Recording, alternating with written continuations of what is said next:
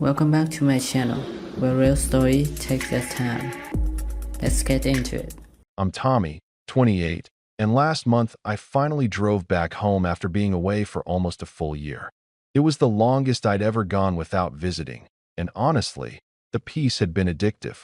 No arguments, no fake smiles, no backhanded comments about how successful my brother was compared to me.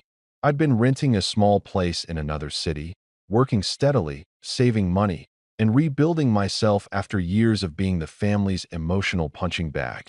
But when I decided to visit for a weekend, to check on my mom, maybe grab dinner with everyone, I thought, foolishly, that time away might have softened things. It didn't. The first sign was how quiet the house was when I pulled up. I'd texted my mom earlier that morning, told her I was coming. No reply, but I figured she was busy. I parked outside the driveway, heart thudding a bit faster than I'd like to admit. The curtains were open, lights on, and I could clearly see silhouettes moving inside. My brother's car was there too, same shiny SUV he got after Mom and Dad helped him with the down payment. I stood outside for a moment, gathering myself, and then walked up to the front door. Knocked. Waited. Nothing. I knocked again. Still nothing. Then I saw it. My mom peeking through the living room curtain, eyes meeting mine for just a split second before she turned away. I stood there, frozen, like my brain was buffering. Then I saw my brother, Liam, walk across the hallway with a plate of food in his hand, glance toward the door, and just keep walking. That was it. No one came to the door. No, oh my God, you're here? Or Tommy, come in. Nothing.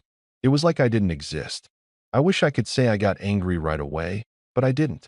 I just stood there, hands still on the doorknob, trying to process the fact that my own family was pretending they didn't see me. After a few minutes, I turned around, walked back to my car, and sat there with my keys in my hand. I watched through the window as my mom and Liam sat down at the dining table. I could see them talking, eating. They looked comfortable, happy even. My stomach turned. I started the car, but for a moment I couldn't move.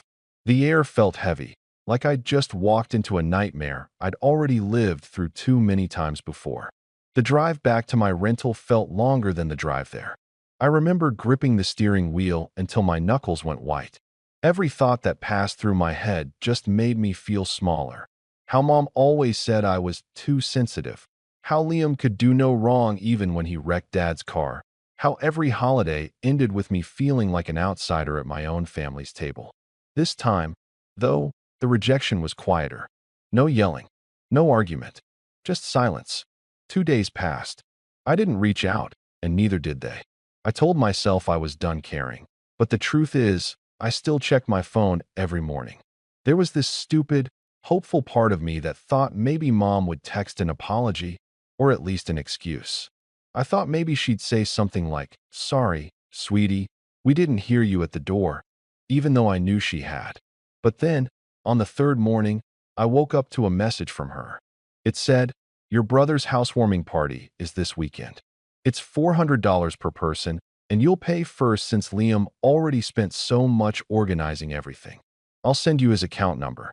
No, how are you? No acknowledgement that they'd ignored me 2 days earlier. Just that. I stared at my phone for a solid minute, reread the message, then laughed. An actual laugh, the kind that comes out more like disbelief than amusement. I texted back, "400? For a housewarming?" And she replied instantly, like she'd been waiting for me to respond. Yes. Everyone's contributing. It's the least you can do since you missed so many family events lately. That last part got me. The least you can do. I hadn't missed family events by choice. I'd stopped going because every time I did, I ended up humiliated, pushed aside, or made to feel like a guest in my own family. But apparently, my absence was now something I needed to atone for, with money. I didn't answer. Not right away.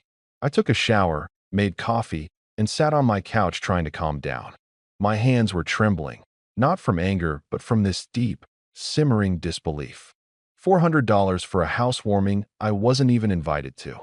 My brother had just bought a new house with his fiancée, a 2-story suburban showpiece that my parents wouldn't stop bragging about on Facebook.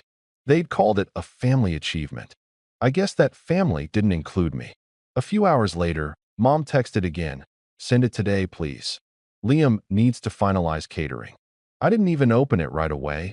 I just stared at the notification bubble until it faded. Then, something in me shifted. I wasn't angry anymore. I was done. I opened my banking app, sent exactly $4, and wrote in the notes section, my contribution for Liam's palace. And then, without hesitating, I blocked her number. Blocked Liam too. I even deleted their contacts, just to stop myself from checking if they'd try to reach me through another number. The silence that followed felt different this time. Peaceful, not empty. That night, I slept better than I had in months. But the next morning, I woke up to a knock at my door. It wasn't gentle. It was firm, impatient, like someone trying to make a point. I looked through the peephole, and my stomach dropped. Standing on my porch, in her oversized coat and with a scowl that could cut glass, was my Aunt Denise. Now, Aunt Denise isn't the kind of person who visits unannounced. She's the family messenger, the one who always shows up when Mom wants to send a message without saying it herself. The kind who thrives on other people's discomfort. She's also the same aunt who, at my high school graduation, told me, "You should be more like Liam. He's going places." And there she was, tapping her foot, clutching her purse, ready to talk. When I opened the door just slightly, she didn't even wait for me to speak. "Tommy," she said, voice sharp as ever, "you've really done it this time." I opened the door just wide enough to see her, keeping my hand on the frame like a barrier. Aunt Denise's perfume hit me first, strong, floral, the kind she'd bathe in before any important confrontation. Her expression was that perfect blend of judgment and performance, the kind that said she'd rehearsed whatever speech she was about to deliver on the drive over. "Morning," I said flatly. "Morning?" she echoed, like the word offended her.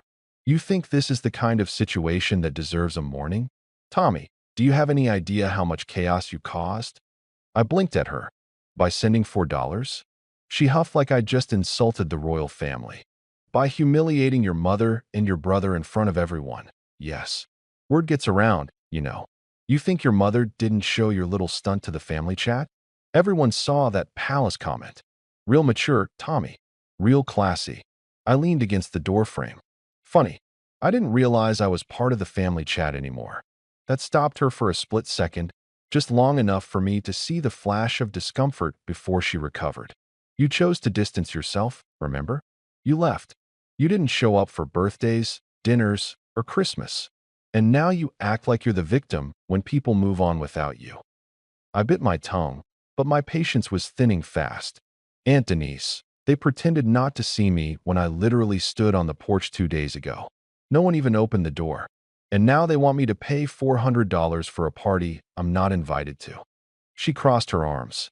"You don't know what was going on that day. Your mother wasn't feeling well. Liam was stressed about the house. You can't just show up unannounced and expect everyone to drop what they're doing." I actually laughed. "She told me to come that day." I texted her. Her lips pressed together, tight. Maybe she forgot. "You know how busy she gets. The point is, you're being selfish. Your brother's worked hard for what he has, and instead of being happy for him, you're being petty. That's not a good look, Tommy." That hit me wrong. "Worked hard? You mean the house Mom and Dad helped him buy?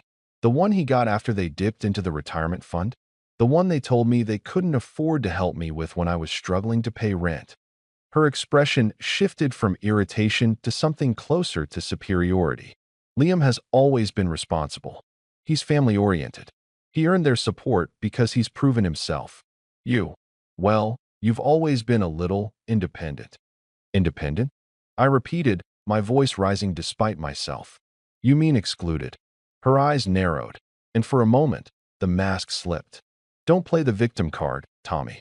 Your mother has done everything for you. She worries about you constantly, and this is how you repay her? By embarrassing her in front of the family? She's been crying all morning. I could practically feel my pulse in my neck.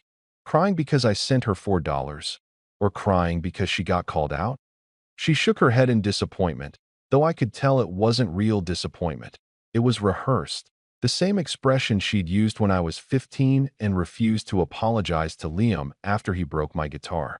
"You always twist things," she said softly, in that tone people use when they want to sound calm while still cutting you down.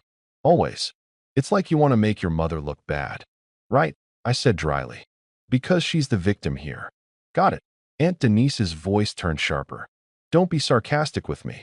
I came here to give you a chance to fix this before it gets worse. Fix what? She lifted her chin, like she was delivering some grand ultimatum. You're going to send the full $400 to your brother today. And you're going to call your mother and apologize for that rude message. Then maybe, she'll consider inviting you to the housewarming. If you keep acting like this, don't expect to be welcome at family gatherings anymore. I almost laughed again, but this time it came out quieter, more like disbelief than humor. You mean I'm not welcome already? Her eyes flickered with irritation. You're being dramatic. Am I? I asked, voice steady now. Because when your family pretends you don't exist, demands money, and then sends someone to your door to teach you a lesson, that's not dramatic. That's manipulation. She exhaled sharply. You always think everyone's out to get you. You need to stop overreacting. There it was, the classic line. I'd heard it 1,000 times before, in every argument growing up. Every time Liam took something that was mine, or every time Mom made excuses for him, and I dared to call it unfair, I was overreacting. When I moved out after Dad passed, I was overreacting. When I stopped attending family dinners because Liam's fiancée mocked my job in front of everyone and Mom laughed, I was overreacting. It was like they all had the same script. I stared at Aunt Denise, and for the first time, I didn't feel like explaining myself. You should go, I said quietly. She looked taken aback. Excuse me. I said you should go.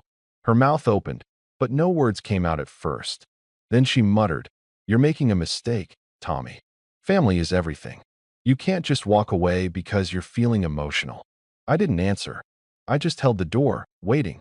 Finally, she huffed, muttered something about how I'd regret this, and stomped off down the path to her car. I watched her drive away, that pit in my stomach returning, but heavier this time. Not sadness exactly, but this dull ache that comes when you realize something fundamental about your family has shifted for good. That afternoon, I sat in silence for a long time. Every now and then, I'd think about calling Mom, not to apologize, but just to hear what excuse she'd come up with. But every time my phone buzzed, I hesitated. I didn't want another guilt trip disguised as a conversation. Around 6 p.m., I got a text from an unknown number. You really hurt your mother, Tommy. This is not the way to handle things. It had to be Aunt Denise, or maybe Mom using someone else's phone. I didn't reply. Then another message came through a few minutes later. Liam says he's disappointed in you. He expected better. You should apologize to him personally before the party. I deleted both messages. Then, out of curiosity, I checked social media. There it was, Mom's post from an hour earlier. So proud of our wonderful son Liam for his beautiful new home. Family means love, commitment, and loyalty. Underneath, the comments were all the usual relatives gushing about how amazing he was, how blessed our family was. There wasn't a single mention of me. Not one. That night, I went for a drive. The air was cool, the roads empty, and for a moment I wondered what it would feel like to truly cut them off for good, to stop caring altogether. But then, right as I started to feel calm, another message popped up, this time from Liam himself. Hey bro, heard you're upset about the housewarming fee. It's not a big deal. I know money's tight for you, so I can ask Mom to cover it this time if you promise to behave at the party. I pulled over just to reread it. The sheer arrogance in those words. If you promise to behave. Like I was some unpredictable child they had to manage. I typed back. You don't need to worry about me showing up. Then I blocked him too. The next day, I thought maybe that would be the end of it. I'd made my point, they'd made theirs, and we'd go our separate ways. But of course, with my family, nothing is ever that simple. By the weekend, things escalated again. I got a letter, an actual handwritten letter, slid under my apartment door. The handwriting was my mother's, small and neat. It started off sweet. Tommy, I love you, but I don't understand why you're being so difficult. Then it turned sour halfway through. Your brother's housewarming is important to all of us. You're part of this family whether you like it or not, and it's your duty to support your brother. I raised you better than this. I folded the letter neatly and set it aside. I didn't respond, but it bothered me for days. Not because of what she said, but because of what it meant.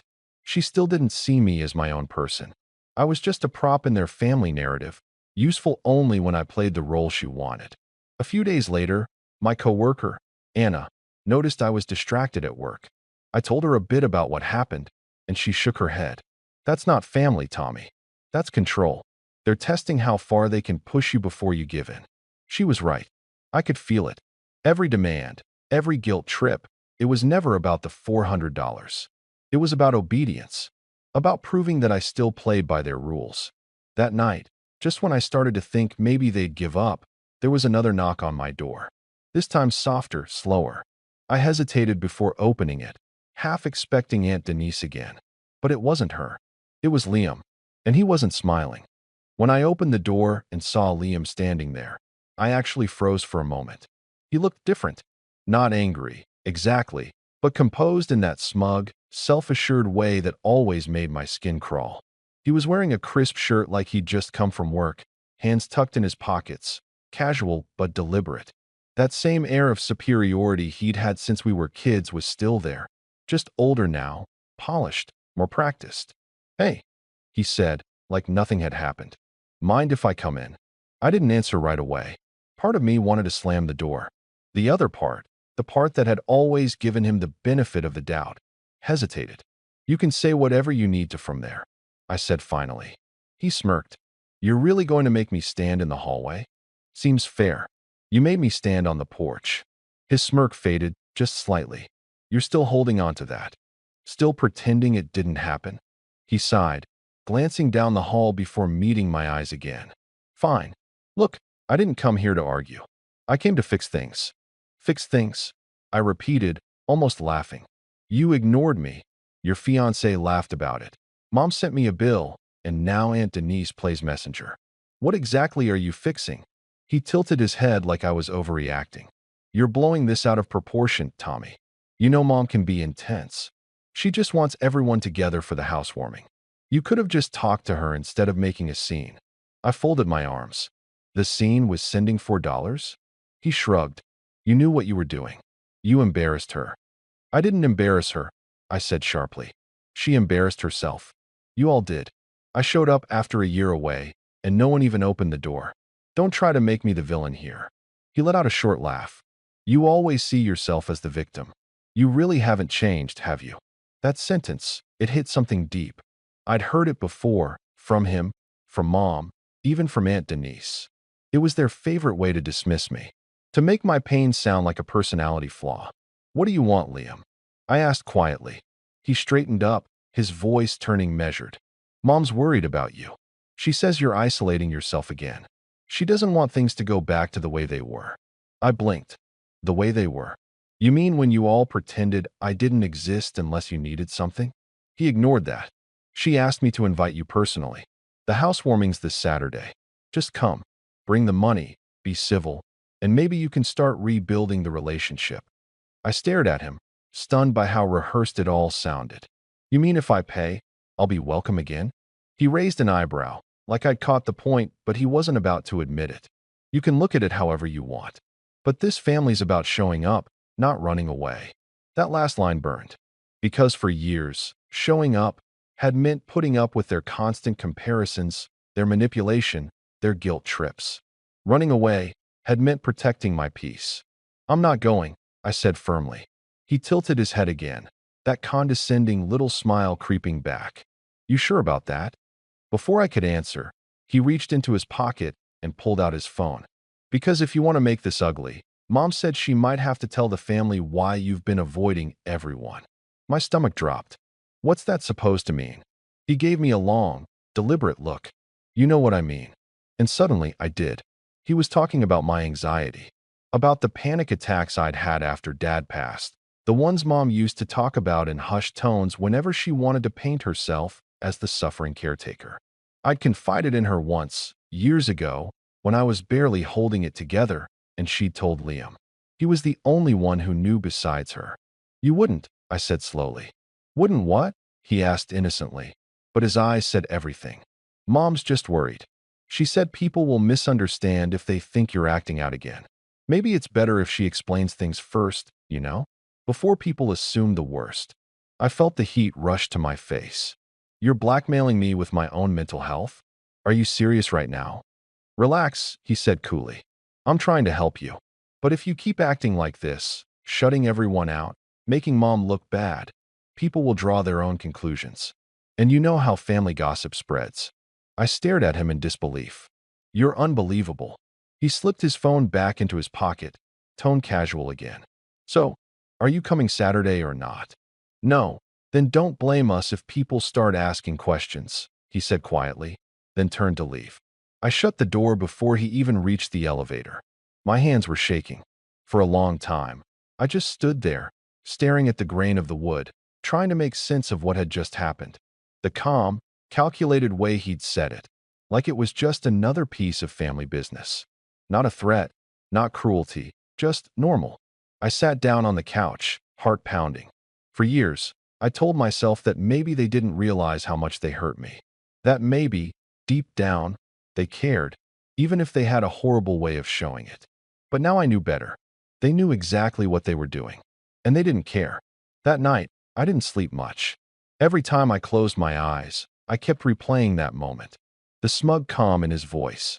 The implication that if I didn't obey, my private pain would become family gossip.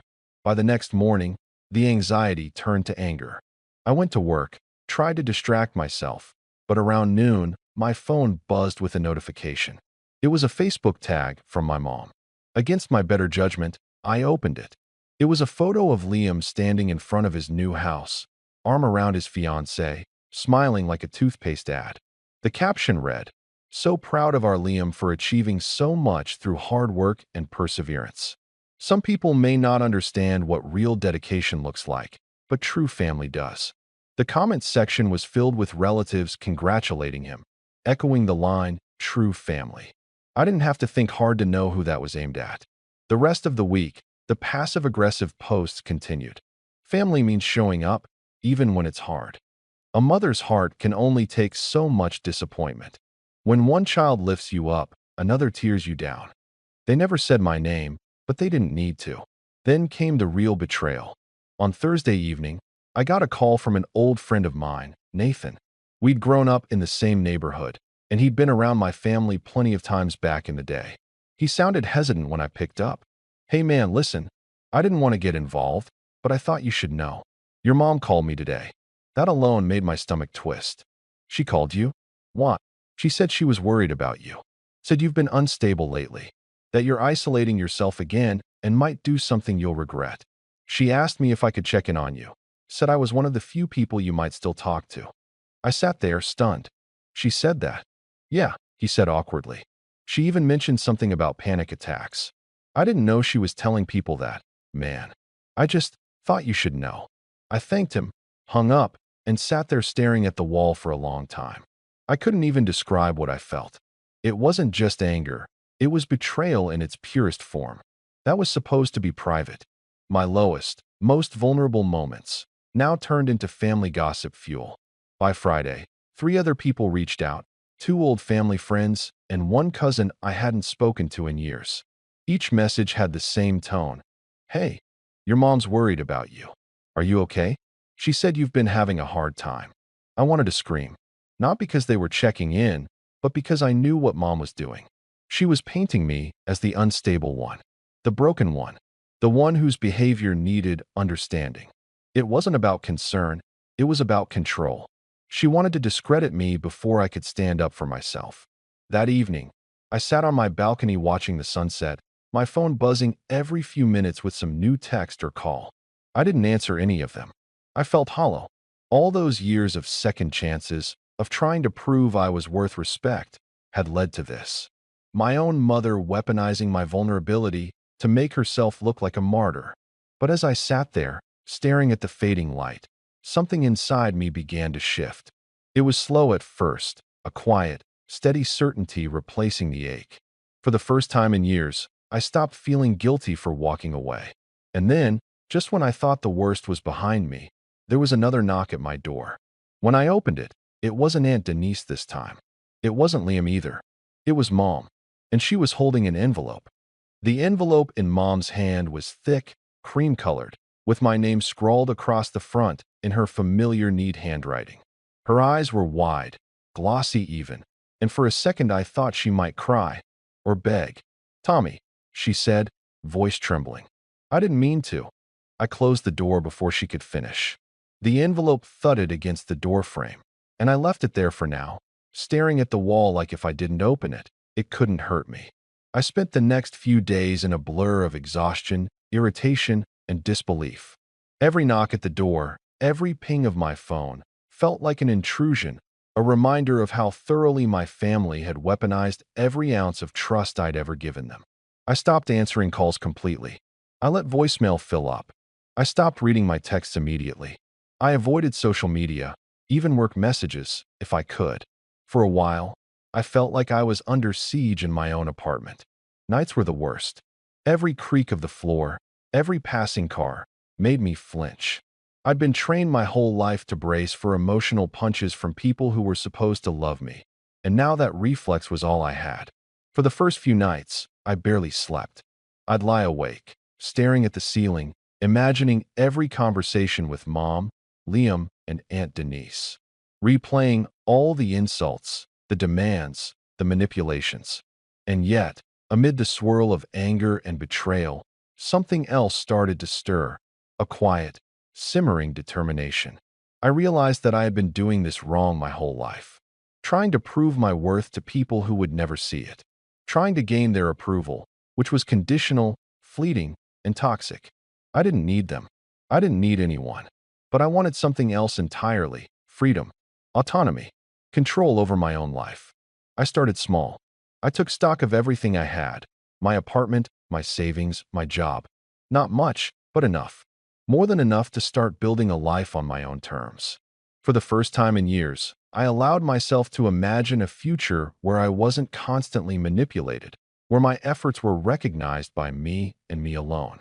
I began pouring energy into projects I'd neglected. I'd been teaching myself graphic design on the side for months, mostly as a distraction, but now I dedicated real time to it.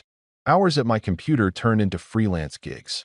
Small ones at first: logos for local businesses, banners for events, minor website graphics. Then bigger ones, contracts that paid significantly more than I'd expected. Each completed project felt like a personal victory, a reclaiming of something that had always been denied to me: recognition. At the same time, I started setting boundaries in my life that had nothing to do with family. I spent evenings walking through the city, observing the world outside my apartment. I signed up for a night photography course. I joined a local running group. Simple things that made me feel alive again. Things that weren't dictated by anyone else's expectations. It was as if the walls I had built around myself over years of neglect and abuse were slowly expanding, letting in light I didn't even know I was missing. One afternoon, I opened the cream-colored envelope Mom had left. Inside was a handwritten letter, folded neatly, accompanied by a check for $400. The letter was dripping with guilt and condescension, full of lines about family unity and how I was endangering relationships by being stubborn. I laughed bitterly as I read it.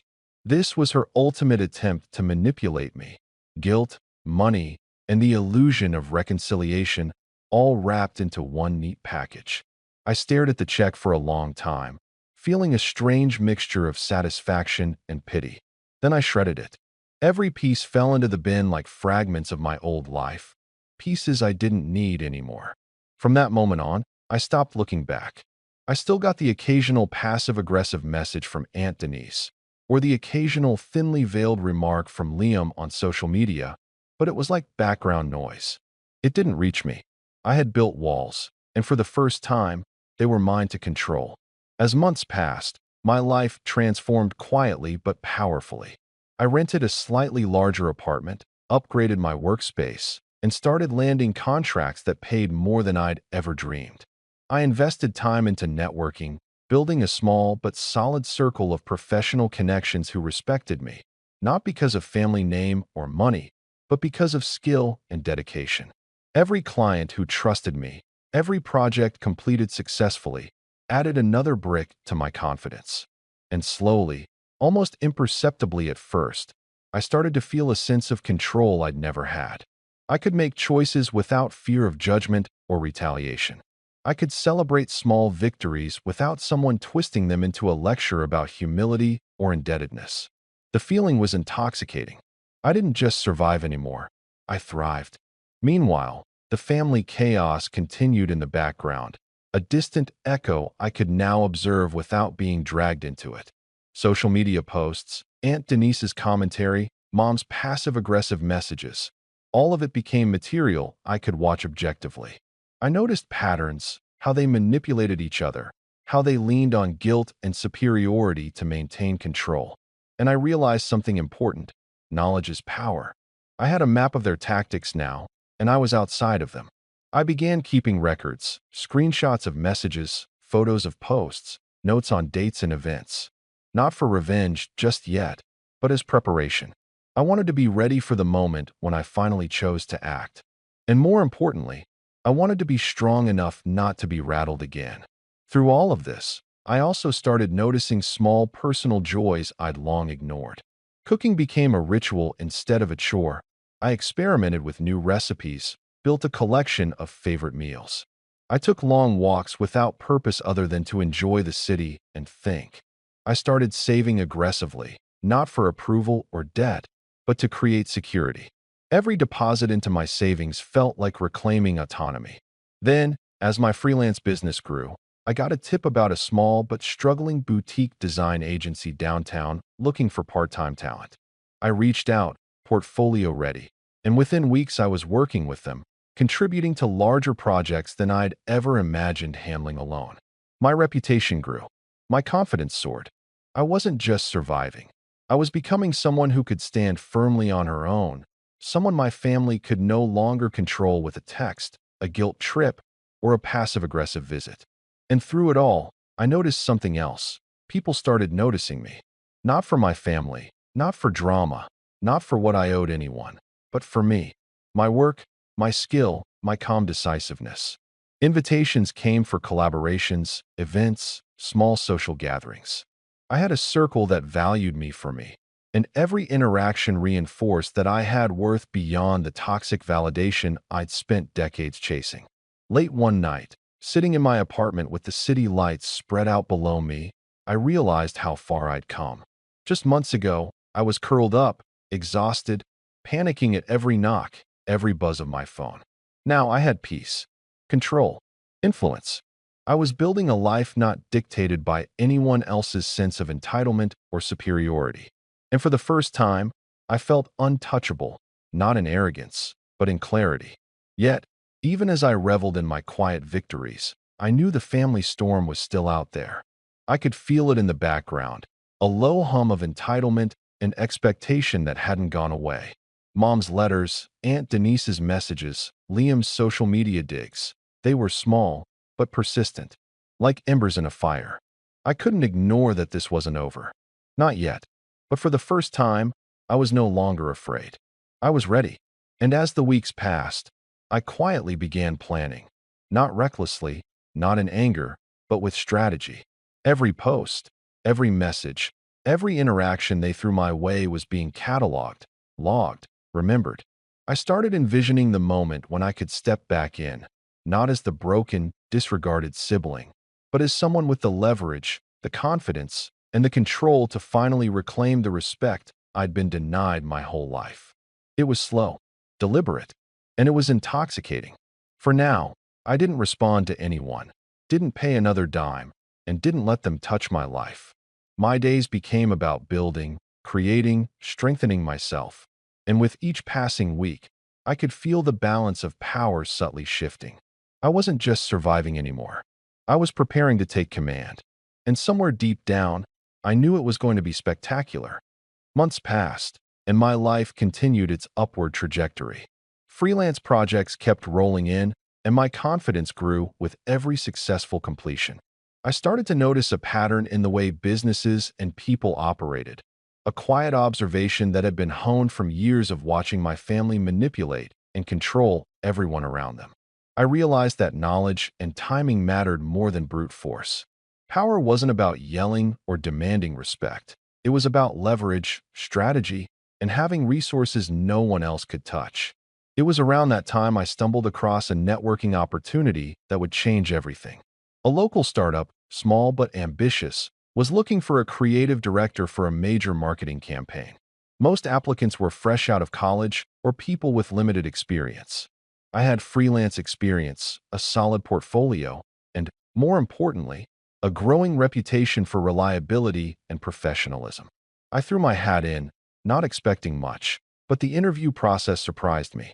The founders weren't just interested in skills. They wanted someone who could see the bigger picture, someone strategic and calm under pressure. I nailed it. They offered me the position immediately after the second interview. I would lead a team of designers, control budgets, and manage campaigns for high-profile clients. The pay was generous, the benefits substantial, and, most importantly, I had authority. For the first time, I wasn't just someone working quietly behind the scenes. I had influence, power, and a role that commanded respect. That first week on the job, I spent hours learning the company's structure, understanding client dynamics, and observing the way my new colleagues communicated. I realized that the leverage I now held wasn't just financial. It was informational. I knew where decisions were made, who held influence, and how to use insight to my advantage without ever stepping out of bounds. And the more I learned, the more I thought about my family. Because while my professional life was taking off, the family chaos didn't stop.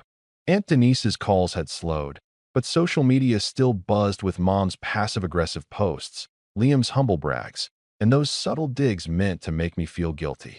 Yet now, I had perspective, tools, and resources that I hadn't had before. I could act without emotion clouding my judgment. I could watch, wait, and prepare. I also started noticing something about Liam. He was overly confident online, flaunting his new home, the expensive parties, and his perfect family image. He shared updates that revealed a lot about the inner workings of his life, schedules, expenditures, even who he relied on for financial or logistical support. The more he shared, the more ammunition I had, not in a spiteful way, but as knowledge I could use when the timing was right. Meanwhile, I continued building my personal life quietly. I upgraded my apartment, invested in equipment for my design projects, and even started mentoring younger designers at the startup. Every decision I made was about consolidating control over my own life. Every dollar I saved, every connection I made, and every skill I refined became a piece of armor against the family chaos I had endured for so long. I began keeping meticulous records of everything my family had done over the past year.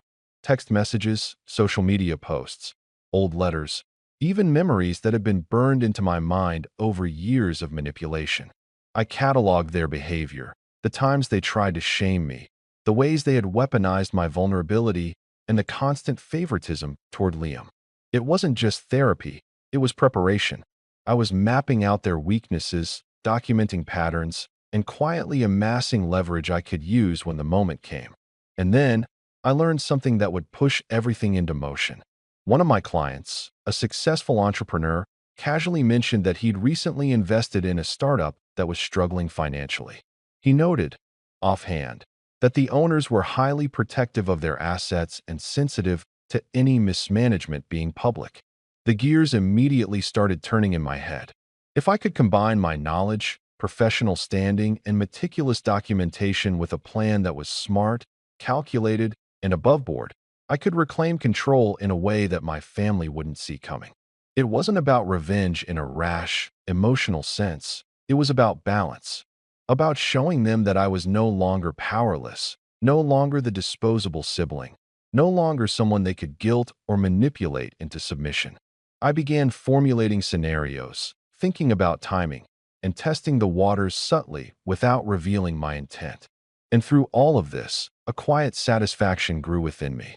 Every email I sent professionally, every successful project, every dollar saved, every connection made, it was a step closer to the day I could finally level the playing field. My confidence was no longer fragile. It was measured, deliberate, and strategic. By the time Liam posted his next extravagant update, another party, another lavish dinner, another boast about how supportive Mom and the family were, I didn't flinch. I smiled, internally noting every detail. Who was in the photo? Who was conspicuously absent? Who had been relied on to set things up? Every seemingly harmless social media post was now a thread I could pull on when the time came. I had reached the point where I no longer feared them. I no longer reacted impulsively to their manipulation. I had power, insight, and leverage. And for the first time, I knew exactly what I wanted to do next. I would wait. I would plan. I would execute. But when I finally did, it wouldn't be messy. It wouldn't be emotional. It would be smart, calm, and irreversible. The foundations were set. The pieces were in place. And Liam, and the rest of them, had no idea what was coming. I didn't want a tantrum or a public screaming match. I wanted something that would cut through their storybook image of family unity and show everyone exactly how it had been manufactured. I wanted witnesses. I wanted facts. I wanted people to see the truth without me having to beg anyone to believe me. The plan was simple on paper, elaborate in practice, and entirely legal. I waited for the housewarming invite. They'd try to make me look good by having me there as the family member who finally came around, or they'd pressure me into showing up to avoid more awkwardness. Instead, what actually happened was a passive-aggressive group text from Mom that read like an RSVP demand. Liam's fiancée reached out personally, and, in that condescending fixer tone she uses, asked if I could come early to take a few photos so everything looks perfect for social. I said yes. I didn't tell them why. I said yes because the ask fit my plan. Get me inside, give me plausible access to their morning prep and the playlist, and guarantee a moment when everyone would be focused on us and not scanning for trouble. I told exactly two people what I was doing: a friend who DJs events and another friend who manages AV at venues. Both owed me favors. Both liked the idea of a tidy, theatrical reveal. I did not tell a soul in my family. What I brought with me was nothing flashy: a camera, a plain USB, and the composure of someone who had practiced staying silent for months. What I had spent the last weeks doing was cataloging screenshots, old group chats, my mom's messages demanding money and calling it duty, Aunt Denise's thinly veiled threats, Liam's blackmail about my anxiety. A letter slid under my door that read like a guilt manual. I also had receipts and photos that didn't come from wild fabrications. They were small, mundane things they'd boasted about online and through mutual friends.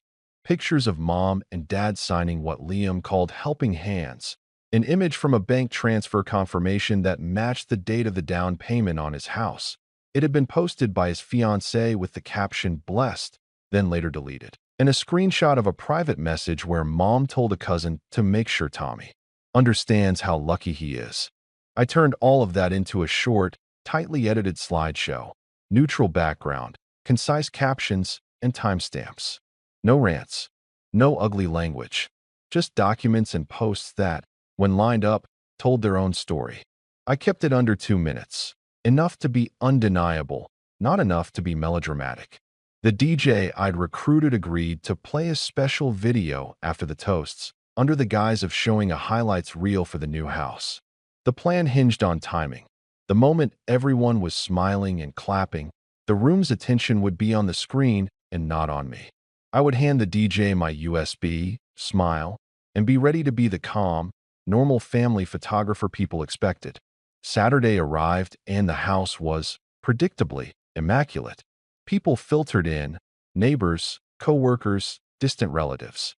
The room smelled like flowers and expensive candles. Liam moved through the crowd like a man who owned not just the house, but the very air inside it. Mom was glowing. Aunt Denise looked satisfied. And there were 3 or 4 people I recognized as our family's PR, friends who always showed up to validate their narrative. I mingled, took a few photos, made small talk. Nobody asked questions beyond the usual. Nobody suspected. After dinner, after the toast where everyone gushed about hard work and family sacrifices, the DJ dimmed the lights and announced the surprise video. People clapped. I handed over the USB with a steady voice and sat near the back, trying to look like an unremarkable, relieved photographer.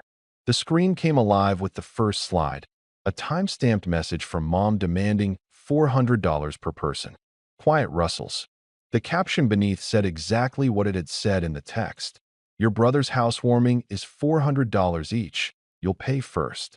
The room shifted. The next slide showed my reply, the $4, the no reply receipt, and then Aunt Denise's "You embarrassed the family" messages. The slideshow moved on. Liam's message about me behaving or mom will explain, followed by the group posts claiming true family. Then the deletion proof slide. A photo of the bank transfer confirmation with a note that matched the down payment date on Liam's house. Pulled from a pay stub screenshot Liam's fiancée had used to celebrate their blessing. I'd saved it before she scrubbed her account. The slides were unemotional, factual, time-stamped. Each one landed like a quiet, firm statement. I watched the room. At first, there was bewilderment, people whispering, half smiles freezing into frowns. Then a ripple, someone muttered, "Wait, what?" A neighbor I'd known since childhood, Mrs. Klein, put her hand to her mouth. Liam's fiancée's laughter died midair. Her face emptied of color. My mom's expression crumpled in a way I'd never seen. No performance, just an instant of exposure. Aunt Denise's jaw tightened so much I feared it might click. What was most satisfying was how quickly the narrative the family had practiced for years disintegrated. There, "We are sacrificing for Liam" story could not withstand the black and white record of what they'd written and posted. They had always relied on social performance, phrases, sob stories, the way they framed themselves as victims of my sensitivity. On that screen, their words were repurposed into evidence. Liam stood up abruptly. He tried to reach the DJ, but the DJ kept the video playing through the last slide. A plain line of text that read, "I came home. You pretended not to see me. You asked me to pay for the party you were hosting. I sent $4. Short. Quiet. The room was heavy. Aunt Denise started shouting, sharp, theatrical, accusing me of grandstanding, of embarrassing them. Someone near the front hissed, "This is private." Another voice, one I recognized as one of Mom's friends, said, "Tommy, you shouldn't do this in front of people." I didn't say anything. My hands were folded in my lap. I let them speak. Then Liam lunged toward me. I didn't flinch. He grabbed my shoulder and hissed, "How could you? How dare you?" His mouth moved fast. He looked like someone betrayed, or like someone who'd been taught he could control the room by volume. Guests parted like a scene in slow motion. My mom started crying, low and dramatic, the kind that usually demanded people rally to her side. Aunt Denise steamed. The cousin who always defended Liam began pacing. And then something unexpected happened. A man I'd seen at the party, a neighbor whose daughter Liam had once kicked out of the graduation photo for not looking presentable, stood up. He looked at the slides, looked at my family, and said quietly, "Those are receipts. You can't just ask for money and pretend it's not money." His voice was small, but it landed like a stone. Silence followed. The kind of silence that holds 100 shifting glances. People were recalibrating their impressions in real time. Some of the guests' faces moved from discomfort to something like understanding. Others clutched their drinks as if they could hide behind them. Then Aunt Denise, red-faced and furious, barreled out of the room in a storm of accusations, and the cousin shouted for her to control herself. Liam, still shaking, leaned so close to my face I could see the whites of his eyes, and whispered, "You'll regret this, Tommy." His voice was hoarse, but oddly small now, like a man who'd lost the stage. I met his whisper with a calm I hadn't felt in years. "No," I said. "I won't. I don't want to overstate what happened next. An exposure like that doesn't end families' problems overnight." There were furious phone calls, private texts, and a half hour where it felt like we were all caught in a storm. People took sides. Some left the party, others stayed, stunned. My heart hammered, but not in panic. It was the sound of something starting to break, and for once, the breaking wasn't happening to me. Just as I began to think this might be enough, the guests murmuring, the family scrambling to do damage control. Two people I hadn't counted on stepped forward, Liam's fiancée and my mother. They moved together, as if rehearsed, and approached me with smiles that had lost their warmth.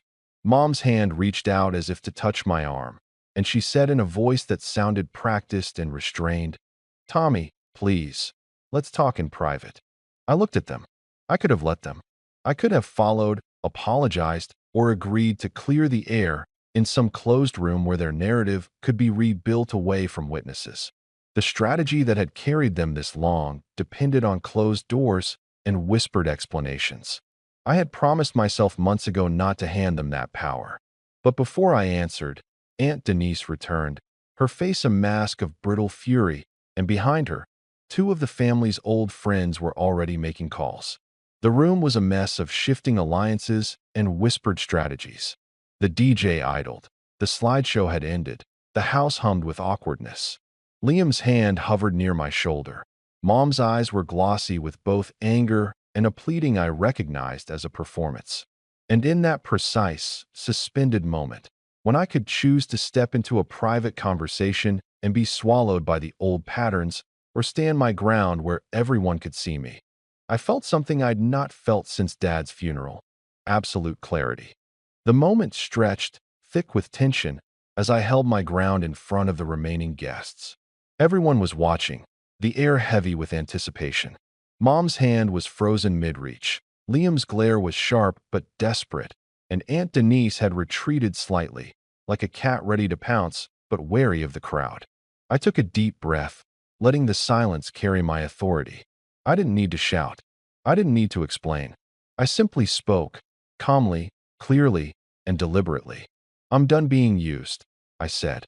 I'm done being shamed, manipulated, and guilt-tripped for money I didn't know, for events I didn't want to attend, for years of being treated like I was less than. This, I gestured to the slides on the screen, now replaying silently in everyone's minds, is the record of how you treated me. Not opinion. Fact. Dates. Screenshots. Messages. Everything you've tried to hide. The room felt even quieter. Liam's face twitched, and Mom's lips pressed together so tightly it almost looked painful. Aunt Denise's eyes darted around, calculating, but she had nothing left to say. The slides had done their work. Witnesses, proof, and undeniable clarity. Then the fallout began. Liam's fiancée whispered to him frantically. He leaned in, whispered something, then turned pale.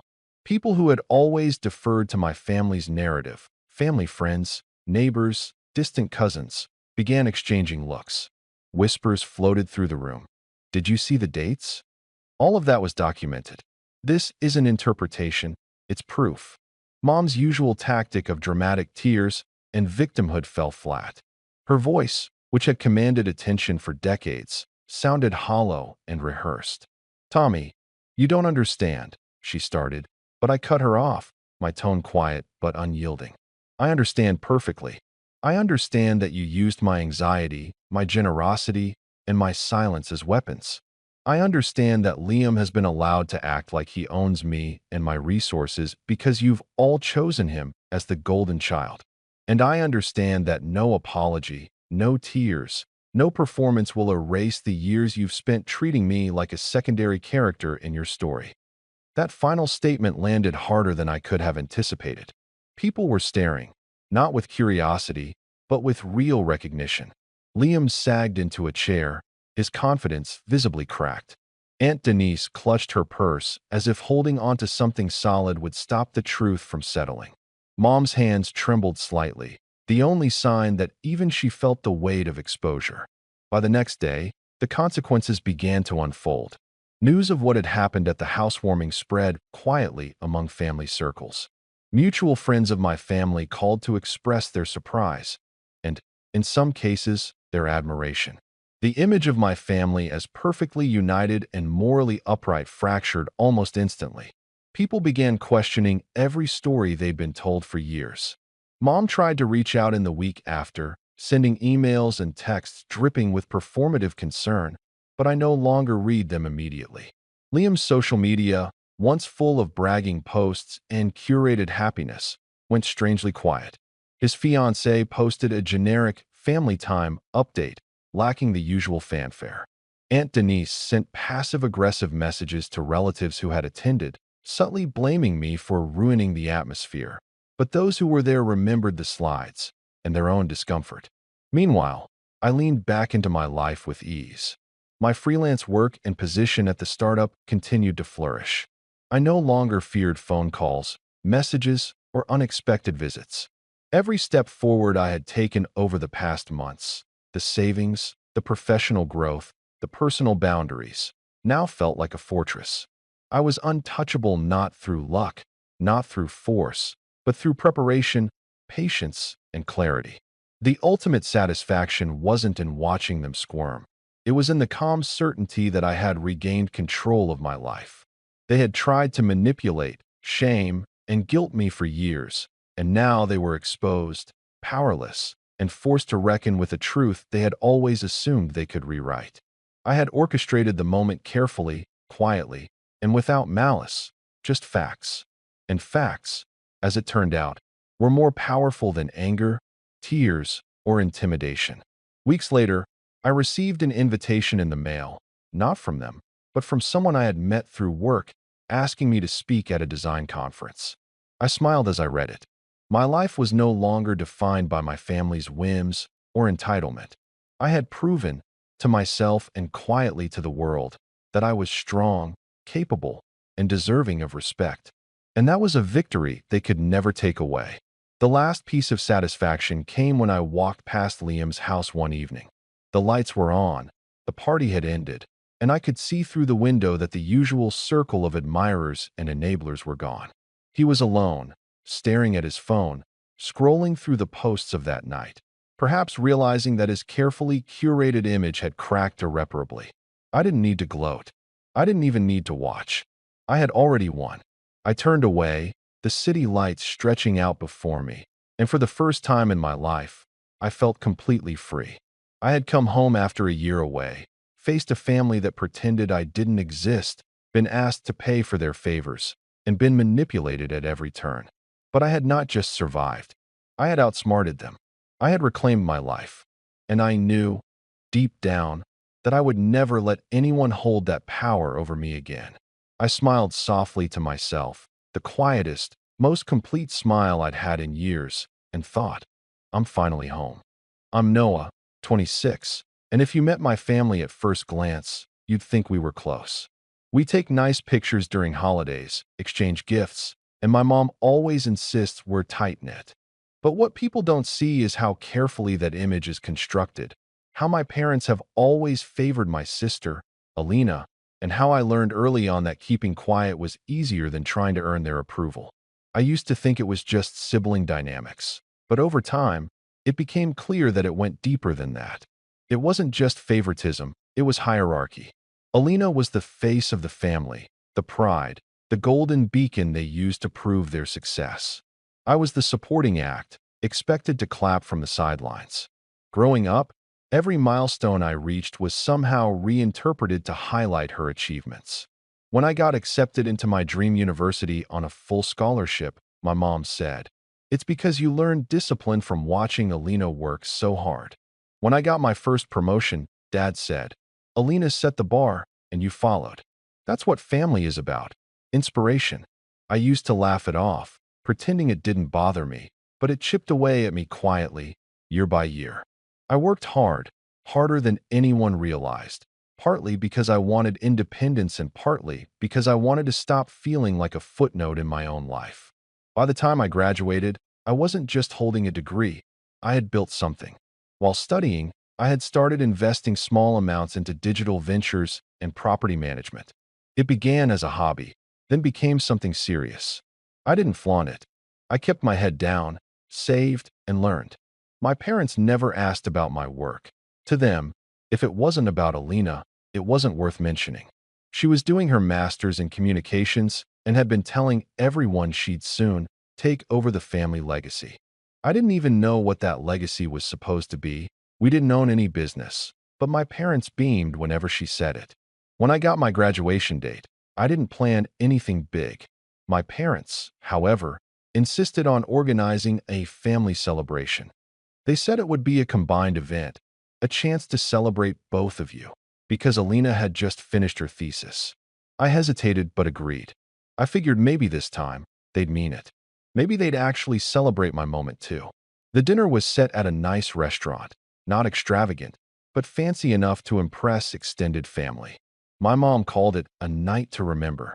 I arrived in a suit, slightly nervous but hopeful. Alina was already there, glowing in her designer dress, surrounded by relatives who seemed magnetically drawn to her laughter. When she saw me, she smiled politely, like I was a guest she barely knew.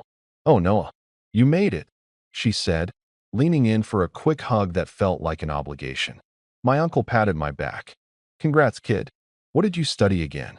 Something with computers, right?" Before I could answer, Alina chimed in. "He's into that online stuff. You know, techie things. He's really good at it." Her tone was patronizing, the way you describe a hobby, not a career. My mom laughed. "Yes, Noah's always been good with gadgets. But Alina, your presentation last week was incredible. Your professor said it was the best in your class, didn't he?" I smiled and nodded as the conversation naturally drifted back to her achievements. I had learned to blend into the background. It kept the peace. Dinner went on like that for a while. I stayed quiet, answering questions when asked, smiling when needed. I wasn't bitter, not exactly. I just stopped expecting anything. But as the night went on, I couldn't shake a strange feeling. There was something rehearsed about it. The way my parents kept glancing at each other. How Alina looked like she was waiting for her moment. It came halfway through dessert. My mom raised her glass, her voice soft and emotional. "I just want to say," she began, "how proud we are tonight. Seeing both of our children reach such incredible milestones fills our hearts with joy." The family clapped. I smiled faintly, but I noticed how my dad's eyes were fixed on Alina. My mom continued, "We've worked hard for this day. The sacrifices, the late nights, the effort we've poured into raising such accomplished children." Then she turned to me, her smile a little too sweet. "Noah, you've done well, dear. But as parents, we always knew our efforts would shine brightest through Alina. She truly represents what this family stands for: ambition, elegance, and legacy." The words hit harder than I expected. I felt a strange stillness inside me, like my body had decided to pause while my brain caught up. Everyone at the table laughed lightly, nodding in agreement. Even Alina gave a modest shrug, pretending to be humble. I could have said something. I could have reminded them that I'd worked without their help, that every achievement I'd earned was mine alone. But instead, I just smiled, nodded once, and picked up my fork again. "That's nice, Mom," I said quietly, then went back to my plate. There was a flicker of discomfort in her eyes, like she expected me to argue, to seek validation so she could dismiss it. But I didn't.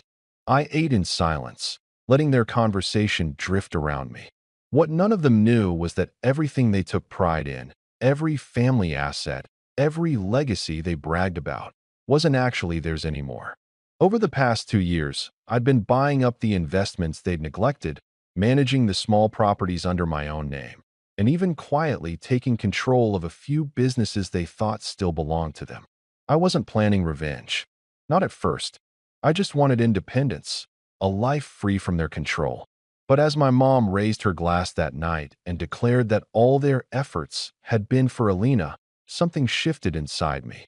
For the first time, I realized that silence wasn't peace. It was permission. I smiled again, a calm, practiced smile, and let them keep talking about Alina's bright future. My uncle joked that one day she'd run the whole family fortune. My dad laughed, saying, "That's the plan." I kept eating, kept listening, kept pretending. Because in 2 days, when they'd finally learn whose name was on every document, every deed, every account, their laughter wouldn't sound the same. The morning after the graduation dinner, I woke up with that heavy, dull feeling you get after pretending for too long. The night kept replaying in my head. My mom's words, the laughter, the way Alina's smile widened when everyone cheered for her. I wasn't angry exactly. It was more like a quiet ache that had settled somewhere deep inside me. I tried to shake it off by making coffee and opening my laptop to check emails from clients. But even the familiar sound of the keyboard didn't help. Alina called around noon. I almost didn't pick up. Her name flashing on my screen always came with a mix of curiosity and dread. When I finally answered, her voice was sweet, almost too sweet. "Hey, Noah, just wanted to say last night was amazing, right?" It was something, I said. She laughed lightly. Oh, don't be like that. Mom and Dad just get emotional sometimes. You know how they are. I could almost picture her shrugging, probably scrolling through her phone while saying it. They meant well, she added. And honestly, you should take it as a compliment. They just see me as the family representative, but that doesn't mean they don't love you. Yeah, I said, sipping my coffee. Love takes many forms, I guess. She didn't catch the sarcasm. Anyway, she continued, Mom and Dad want us to meet later. They said they have something exciting to discuss. Family related. Be at the house around 6. I hesitated but agreed. I hadn't been to the family house in weeks. Not since the last time Dad lectured me about being more social and presenting myself better if I ever wanted to be taken seriously. He'd said it right after Alina had announced she was giving a guest lecture at her university. When I arrived that evening, the house looked the same, neat, polished, full of Alina's framed certificates and photos from events where she stood center stage. There wasn't a single photo of me alone on those walls. The few pictures I appeared in were always group shots, half obscured, or positioned near the edge of the frame like I'd been accidentally included. Mom greeted me with a smile that felt rehearsed. Noah, you came. We weren't sure you'd make it. Alina said you wanted to talk, I replied. Yes, Dad said from the living room, gesturing for me to sit. We've been discussing something important about the family's future. Alina was already on the couch, sipping juice with that same confident poise she always carried. She looked at me like she was in on a secret. Mom clasped her hands together and began. So, your father and I have been thinking about long-term investments. You know, family assets, properties, and potential expansion. Alina's been helping us organize everything. Organize? I repeated slowly. Yes, Dad said. She's been going through the paperwork and records. She's so detail-oriented. We're lucky to have her take charge of this. Alina smiled modestly. It's nothing big, really. I just think we should have everything in one place. Easy to manage, transparent. Something about the way she said transparent made me pause. My parents had no idea how much I'd taken over. The properties they once thought were still theirs had long been transferred under my name. I had the legal rights, the paperwork, the business accounts. Everything was legitimate and clean. But now, sitting there listening to Alina talk about taking charge, I realized they were planning to consolidate what they believed they still owned. That's smart, I said carefully. Mom's eyes softened, clearly relieved that I wasn't objecting. See, that's the kind of support we need from you, Noah. We all have roles to play. Alina's always been the organizer, and you're, the quiet thinker. The quiet thinker, I repeated with a faint smile. Right. Dad leaned forward. We want this family to look united, Noah. There's a lot of talk in the neighborhood. People see Alina's success, and we want to make sure the whole family presents that same energy. You could do with a bit more polish, honestly. You've got potential, but presentation matters. Alina nodded sympathetically. Maybe you could shadow me at some events? It might help you learn how to carry yourself better. I looked at her, really looked. She wasn't being malicious in her own mind. She genuinely believed she was helping, that her superiority was a natural truth. That made it worse. I'll think about it, I said, standing up. Anything else? Mom frowned. Don't be like that, honey. We're just trying to make sure you fit into the family plan. The family plan, I echoed. Got it. I left before they could say more. Driving home, I couldn't shake the thought that they were digging themselves into a hole without realizing it. The assets they were trying to consolidate were already mine, and soon enough, they'd find out. Not because I wanted to rub it in, but because they were about to cross a line that would force everything into the open. A week later, I got a call from an old family friend, Mr. Hanley, who handled most of my parents' old paperwork before I took over. He sounded awkward. Noah, I'm calling because your father asked me to start transferring property ownership into a family trust, one that names Alina as the primary executor. I felt my jaw tighten. He did, huh? Yes. But, well, the thing is, those assets are legally under your name now. I didn't want to say anything until I confirmed, but it looks like they're unaware. They are, I said calmly. Thanks for the heads up, Mr. Hanley. Don't make any moves yet. I'll handle it. He paused. Are you sure you want to? This could get messy. Oh, I said, smiling faintly. It's already messy. That evening, I got a group message from my mom. The family chat we rarely used except for birthdays and holidays. Mom, family dinner this Sunday. Big announcement to celebrate Alina's new role. Everyone please come. Alina, can't wait. Dad, this is going to be a new chapter for us all. No mention of me. No request to bring anything. Just an expectation that I'd show up, smile, and clap for my sister again. Sunday came faster than I expected. When I arrived, the dining room was decorated with gold ribbons and flowers. A banner read, "To new beginnings, the family legacy continues." My parents had gone all out. Relatives were there too, even a few old neighbors. Alina was glowing, greeting people like a celebrity. I watched from a distance as she laughed and thanked everyone for coming. My mom rushed up to me, whispering, "You're late. Sit down before we start." What are we celebrating exactly? I asked quietly. She smiled mysteriously. You'll see. As everyone took their seats, Dad cleared his throat. We've always believed in family unity, in supporting one another. And tonight, we're proud to announce that Alina will officially be managing the family's assets, overseeing our properties, finances, and investments. There was applause. My mom's eyes glistened with pride. Alina stood, pretending to be humble, hands clasped in front of her. I'm honored to continue what my parents started, she said. This family means everything to me. I stared at her, trying to process the absurdity.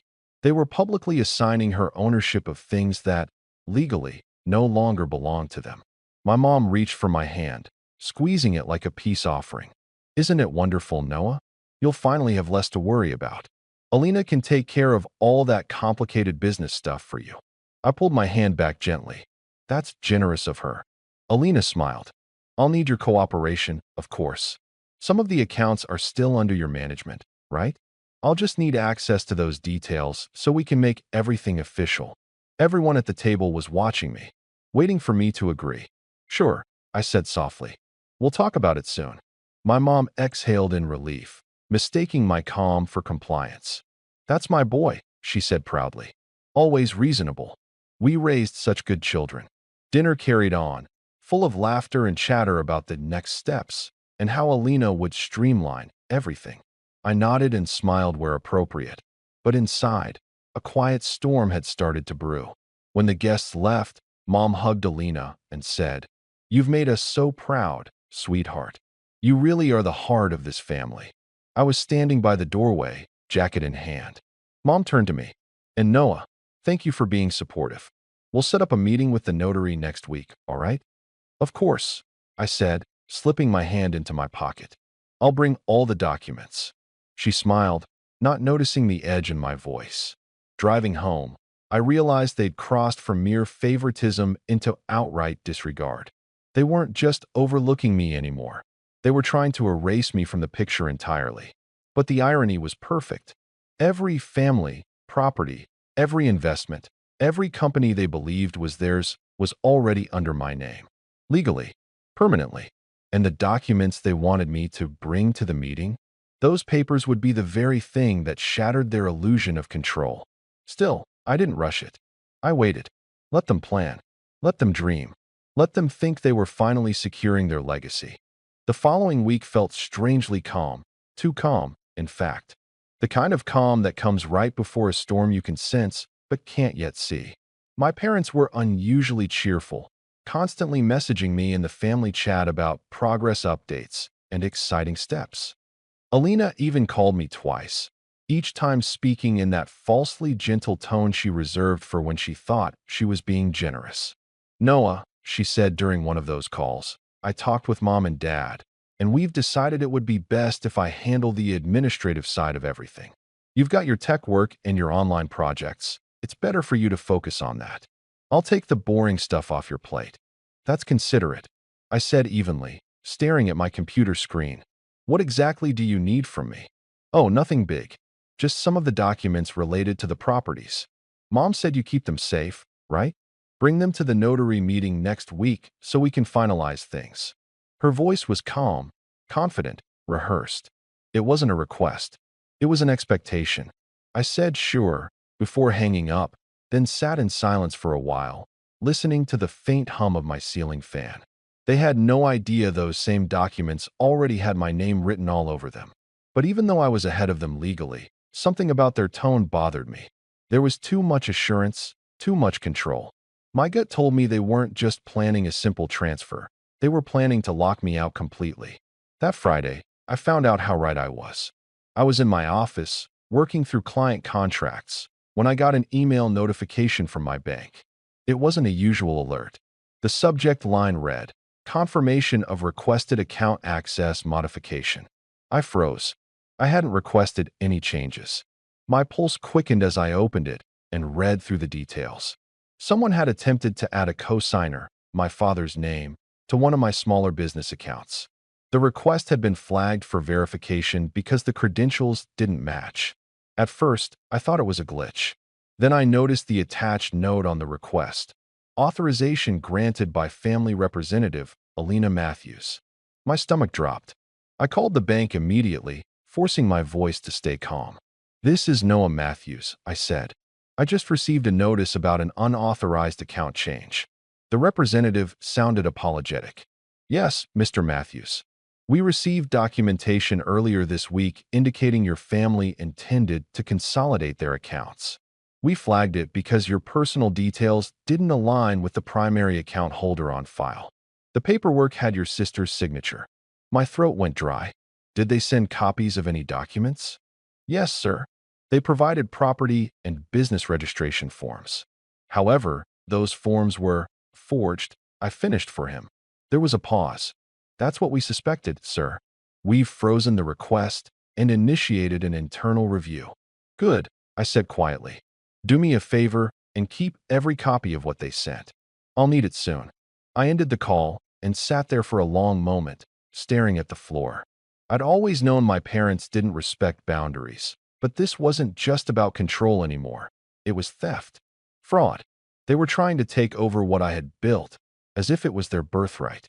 A deep, heavy calm settled over me, the kind of calm that doesn't come from peace, but from clarity. They had crossed a line they couldn't uncross. That evening, I drove to the family house. My parents were in the living room, discussing something on the phone when I walked in. Alina sat on the couch, typing rapidly on her laptop. When she saw me, her expression flickered, surprise first, then composure.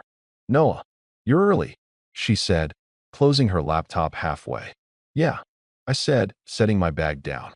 "Thought we could talk before Sunday's meeting." Mom smiled nervously. "Of course, dear. Everything all right?" "Depends," I said, sitting down. "Who authorized the account changes with my bank?" The room went quiet. Dad's face shifted immediately, his jaw tightened, his eyes narrowing. "What account changes?" he asked. "The ones under my name," I replied. "The ones your family representative tried to access using forged documents." Alina looked offended. "Forged? Noah, don't be dramatic. I just organized things. Mom said it was fine." Mom placed a hand on my arm, as if I were a child throwing a tantrum. "Sweetheart, don't misunderstand. We were just trying to streamline things for everyone's benefit. It's not like we were taking anything from you." "Yes, you were," I said evenly. "You tried to move assets that belong to me." Dad's tone hardened. "Watch it, Noah. Everything you have came from our guidance, our support. Those properties and businesses are family assets, not yours to hoard." "Family assets," I repeated, letting the words hang in the air. "Then why is my name on every deed and contract?" Alina stood up, folding her arms. "Because you used our money, Noah. Don't act like you built everything alone. Dad lent you funds years ago for your projects. That makes it family property." I almost laughed. "That was a graduation gift, $2,000. I used it to build my first client website. The rest was my work. Every late night, every decision, every cent reinvested, all mine." Mom's expression twisted into something sharp. "Noah, don't talk to us like that. After everything we've done for you, the house you grew up in, your education, the opportunities, I earned my scholarship." I interrupted. "You didn't pay a cent for my degree." The silence that followed was heavy, almost tangible. Alina looked at Mom, who was trying to regain composure. Then Dad spoke. low and deliberate. You've become ungrateful, Noah. Arrogant. Everything we do is for this family. You're acting like an outsider. Maybe I am, I said quietly. But that's because you made sure of it. Dad stood abruptly, his voice rising. You will respect this family. You will sign those documents on Sunday and make things official. Alina will manage what's best for everyone. No, I said simply. His eyes flashed. Excuse me. I met his gaze without flinching.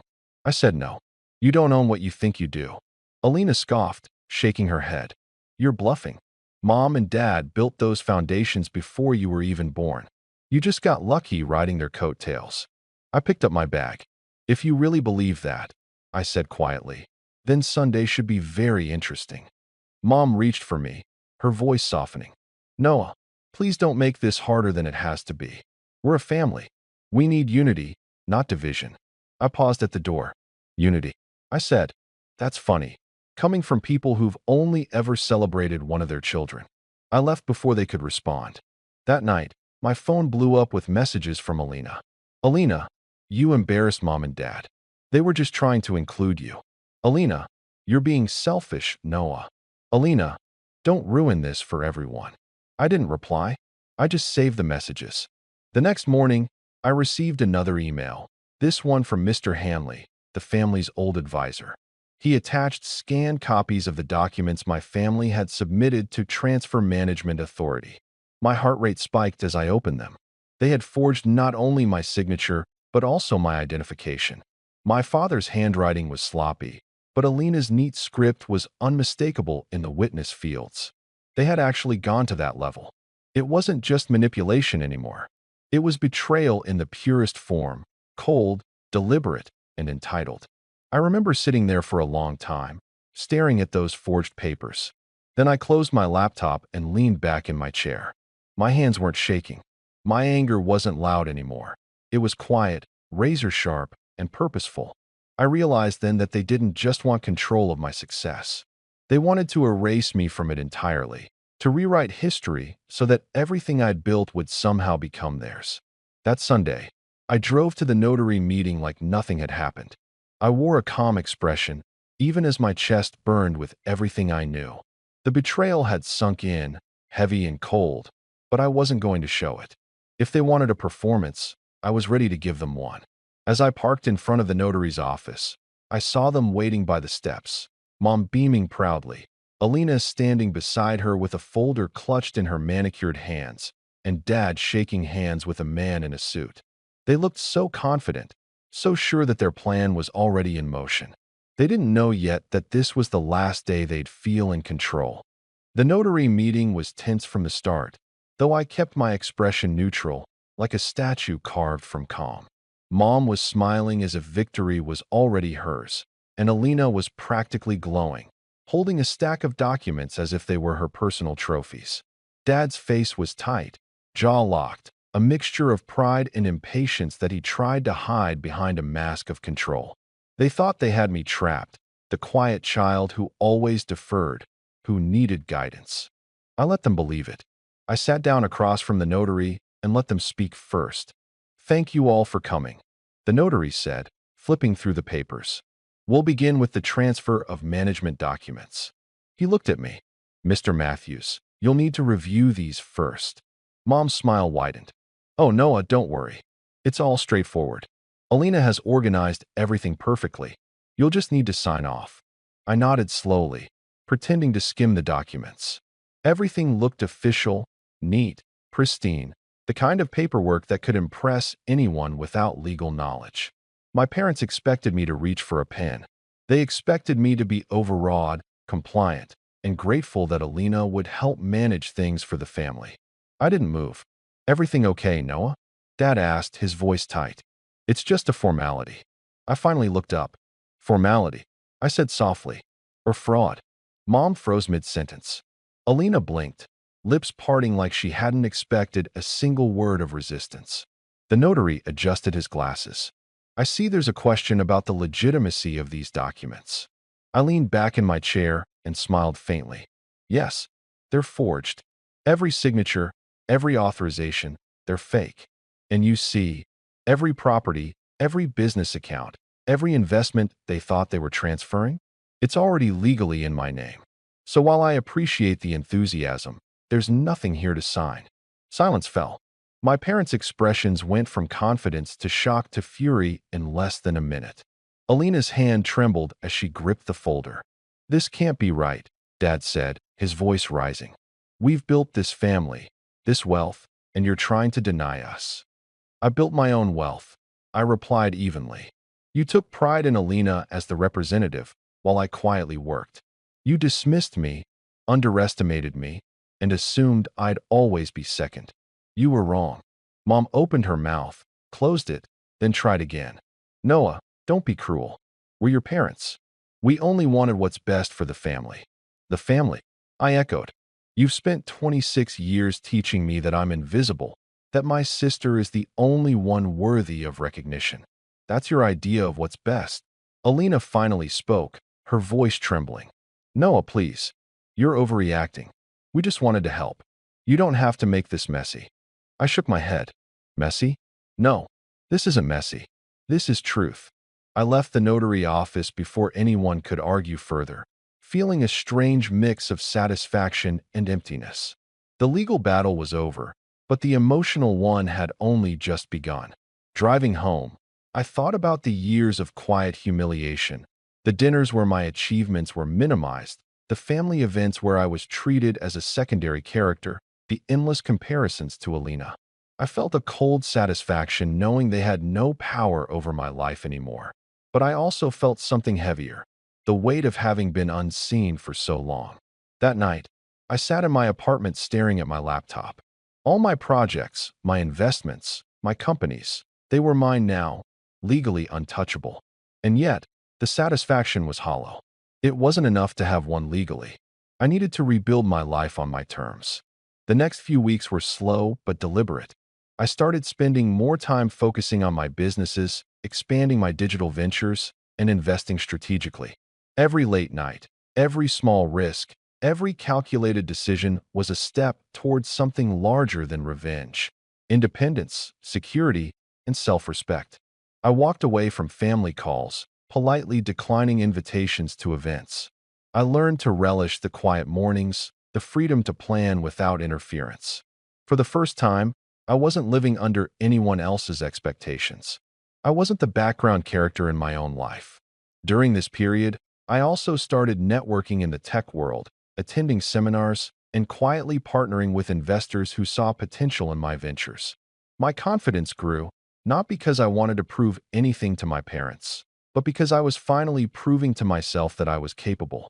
Slowly, the projects that had once been small and uncertain started generating real income. Some properties I had acquired years ago appreciated in value, and I expanded into areas I'd only dreamt of before. The rise wasn't explosive, it was methodical, careful, almost invisible. I preferred it that way. Every success, every new partnership, every contract signed felt like a small victory, proof that I could create a life on my own terms. All the while, my parents kept trying to reach me. Texts, calls, messages in the family chat. "Mom, Noah, we miss you. Can we talk? Alina, please, let's work this out. Family is important. Dad, we need to discuss the future. Don't shut us out." I didn't respond. Not yet. I saved the messages, but I didn't engage. I realized early on that patience was more powerful than anger. They wanted a reaction. They wanted me to feel small again. I refused. And as my life quietly flourished, I started to notice the cracks in theirs. Alina had taken over some of the family properties and investments, but her lack of experience showed quickly. Tenants complained about mismanagement, bills went unpaid, and small opportunities slipped through her fingers. The confidence she had always carried, that smug assurance that she was naturally the face of the family, was now shaky, uncertain. My parents, meanwhile, were frustrated. They called me under the pretense of needing guidance on minor issues, but it was clear they didn't know what to do without my cooperation. The power dynamics had shifted quietly, almost imperceptibly. I continued to expand my businesses, purchasing additional properties, investing in startups, and creating a small but efficient team that ran operations without me needing to micromanage. Every strategic decision reinforced the fact that I was no longer just surviving, I was thriving. One evening, a friend from the real estate world called. "Noah, I've been watching your growth quietly. If you're interested, there's a partnership opportunity, a chain of properties your family would have killed to control." I smiled. "Send me the details." Later that night, I opened the old family chat. Messages from my parents and Alina piled up, urgent, pleading, subtly manipulative. But now, reading them, I didn't feel the old hurt or shame. I felt anticipation. I had learned the rules of the game they played so well, and I had played better, quietly, methodically. As the weeks passed, my success became impossible to ignore. I was no longer just the quiet sibling in the corner. I was a force in my own right, confident, capable, and untouchable. Every project, every new acquisition, every calculated move reinforced the truth. I didn't need their approval. I didn't need their recognition. I didn't need them at all. And yet, the family who had once dismissed me was still out there, operating under the illusion that they could control me, that they still had a hold over the family legacy. The irony was delicious. They thought they were untouchable, that Alina was the representative, the rightful heir. They didn't know that the very foundation they had built their pride on, their wealth, their assets, their supposed legacy, had already shifted under their noses. Every text, every call, every desperate attempt at manipulation became a reminder of what I had gained: power, independence, and clarity. I no longer reacted emotionally. I watched, waited, and planned. I had hit rock bottom with them, emotionally, in terms of family acceptance, in the silent judgment they cast my way for decades. But from that rock bottom, I had risen stronger, smarter, and ready. The slow burn of my ascent felt almost poetic. While they floundered, I quietly became the architect of my own life. And all the while, I knew the moment would come when they'd realize they had nothing, and I had everything. The tension, the betrayal, the quiet triumph. It all added up to something that would eventually explode. But for now, I stayed patient, quietly successful, calmly observant, letting them underestimate me one last time before the reckoning. The calm I'd carved out for myself over the past months gave me something invaluable: time to think, analyze, and plan. I wasn't just recovering from the betrayal anymore. I was positioning myself to strike back in a way that would be precise, unavoidable, and absolutely satisfying. The legal advantage I held over my parents and Alina was the foundation, yes, but it wasn't enough. They were still dangerous in their arrogance. They thought influence, social perception, and family pride could compensate for the facts I held. That illusion would be dismantled slowly, but first, I needed more leverage. It started with a business opportunity that seemed coincidental at first. A venture capitalist I had met at a conference reached out. He had been quietly observing my growth in real estate and digital projects and wanted to discuss a potential partnership. He was impressed by my ability to manage multiple assets efficiently and quietly, something he said was rare for someone so young. We scheduled a meeting at his office, sleek, intimidating, filled with people who ran corporations far larger than anything my parents had touched. Sitting in that office, I realized how much my perspective had shifted. I was no longer the overlooked child at family dinners, quietly counting the hours until it was socially acceptable to leave. Here, I was on equal footing with people whose wealth, intelligence, and influence dwarfed my parents' entire network. They could buy a house in a single transaction. I could negotiate acquisitions that would encompass entire neighborhoods. This was a power I had never imagined I could wield, and I recognized that it was the key to turning the tables permanently. Over the next few weeks, I spent more time refining my operations. I began acquiring properties neighboring the ones my parents still claimed were theirs. I formed partnerships with investors who had previously turned down Alina, showing them that I could deliver returns while she struggled to maintain a reputation built solely on her name. Every successful deal, every property under my control, further solidified my position. Slowly, quietly, I was creating a situation in which my parents assumed authority over the family's wealth would be irrelevant. They had no control, and soon they would understand that the illusion of control had never existed. Meanwhile, I observed them from a distance. Alina's confidence started to falter as complaints about mismanaged properties reached her. Tenants were calling, bills were late, small investments fell through, all things that required immediate attention. I didn't intervene. I watched as the frustration built, as my parents started scrambling. They were beginning to realize that their plan to consolidate assets under her management wasn't working. Every failed payment, every minor disaster, fed into my sense of inevitability. I had waited years for this moment, and now the timing was perfect. But I also learned something critical in this period. Perception is as powerful as reality. My parents had always manipulated appearances, the fancy dinners, the awards for Alina, the carefully curated image of a perfect family. They believed controlling perception was enough to maintain authority. To truly strike back, I needed to control both the facts and the perception. I started documenting everything. Every email, every message from Alina trying to manage accounts, every misstep my parents made while pretending they had control. I built a detailed, indisputable record that would make their public claims of authority look absurd when exposed. Simultaneously, I refined my personal brand. I began posting selectively about business successes, new property acquisitions, and digital ventures. The posts were modest but visible, professional enough to catch the attention of industry insiders, just casual enough to appear organic.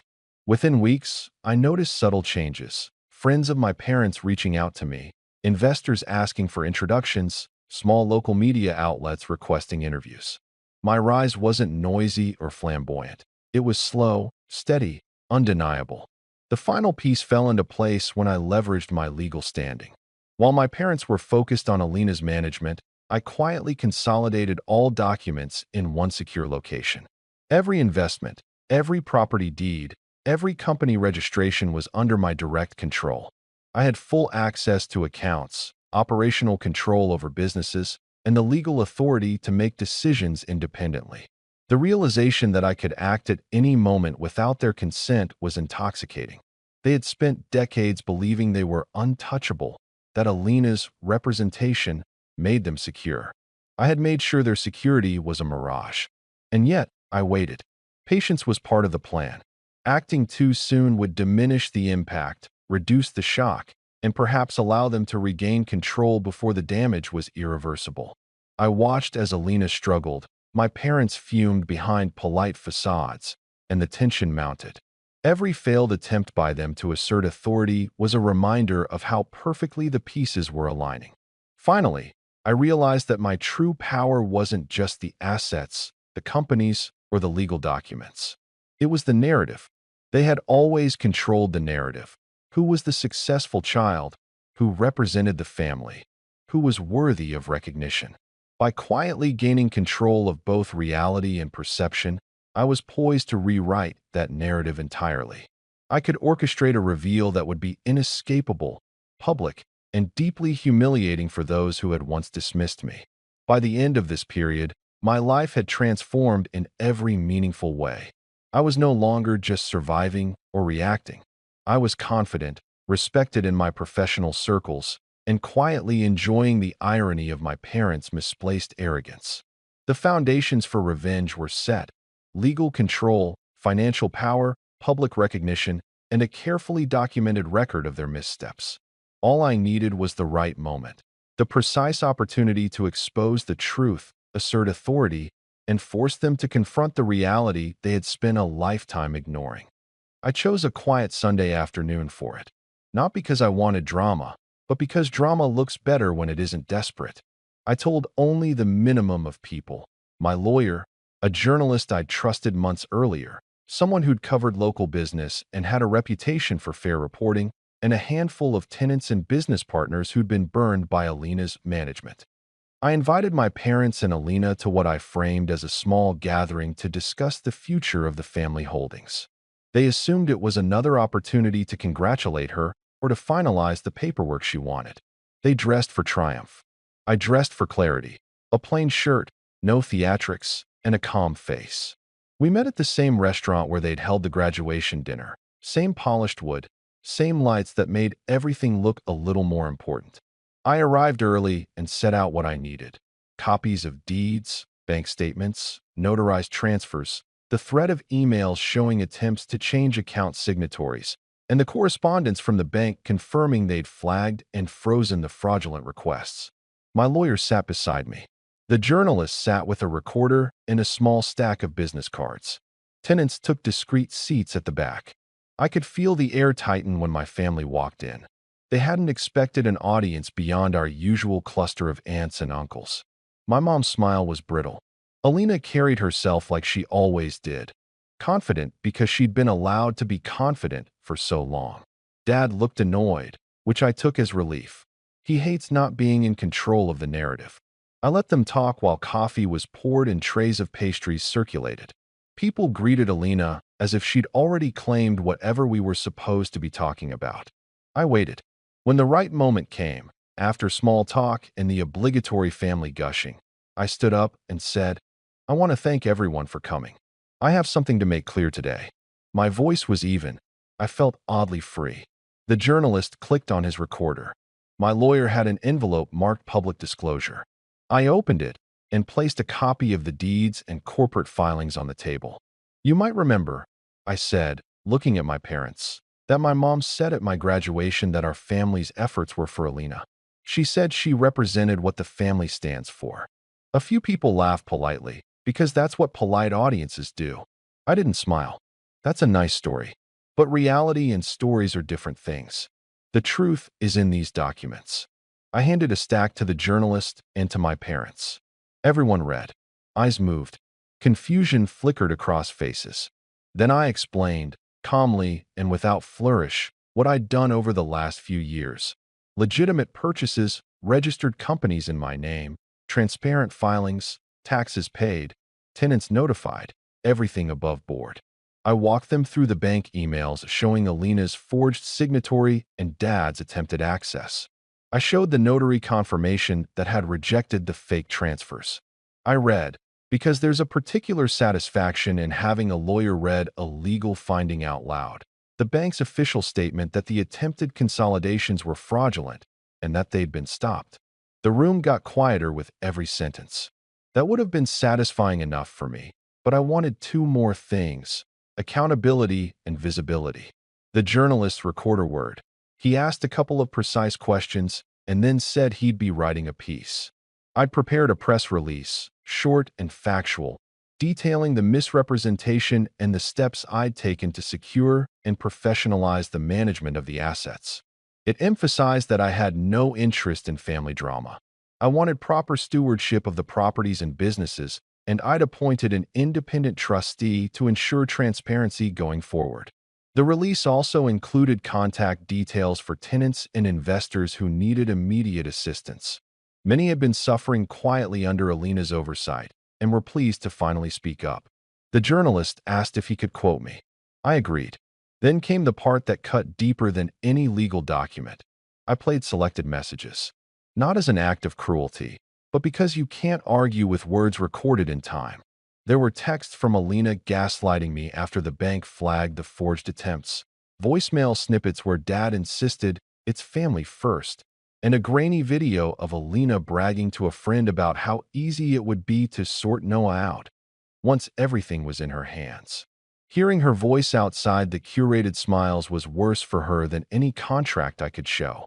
I watched the color drain from her face as people who'd admired her suddenly heard the other side of the conversation. Tenants stood up, one by one, with concrete complaints about missed repairs, unexplained fees, and months of broken promises. Business partners produced emails showing canceled deals because Alina had misrepresented financials.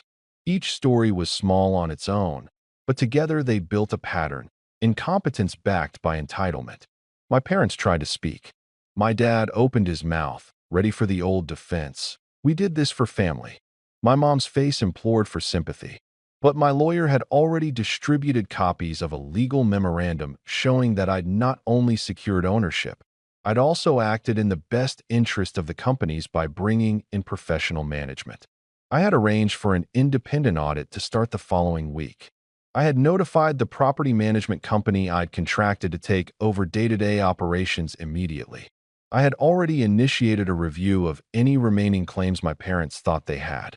There was a beat where the room seemed to tilt. People who had celebrated Alina weeks earlier now whispered to each other. A woman I'd known from childhood, someone whose opinion mattered in the neighborhood, stood and said, "I had no idea. I trusted what they told me." That's what power does. It isolates you when the public stops believing your story.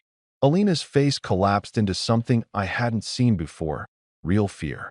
She tried to interject, to claim misunderstandings, but every time she spoke she contradicted something I'd put in front of the room. She was scrambling to find an anchor and found none. My father's anger finally surfaced as a low, dangerous rumble. He reached across the table and roughly grabbed at one of the printed agreements. As if by ripping paper, he might rip the truth apart. "Stop," he barked. "This is family business. You will humiliate us in front of everyone." His voice cracked like a brittle thing.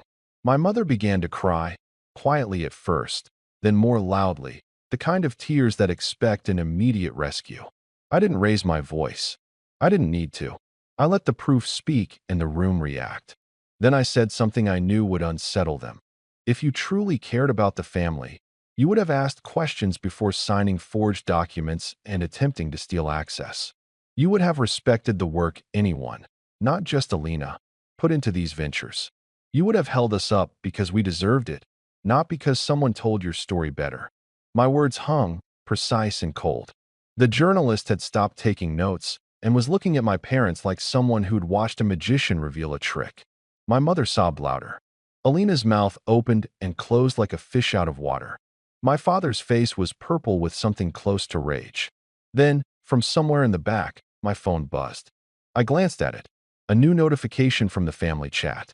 I hadn't checked it in days. I'd left it silent on purpose. My thumb hovered. The messages were pouring in, angry, confused, pleading, accusatory. Someone had started forwarding snippets of the press release. The family chat that had always been so carefully curated was already filling with screenshots, voice notes, and demands for explanation. Alina saw the screen and lunged toward me, voice sharp. "You can't do this.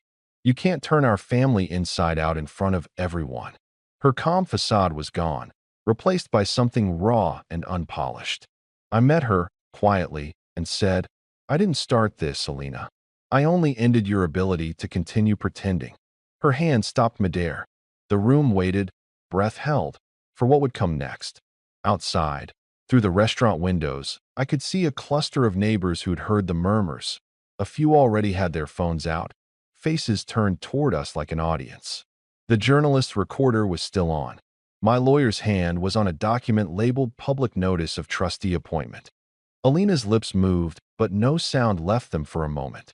Then she did the only thing she could.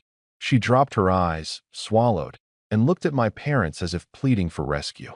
My father's hand trembled. My mother wiped her face and tried to smile through the tears, the way people do when they're practicing a reaction they haven't quite learned yet.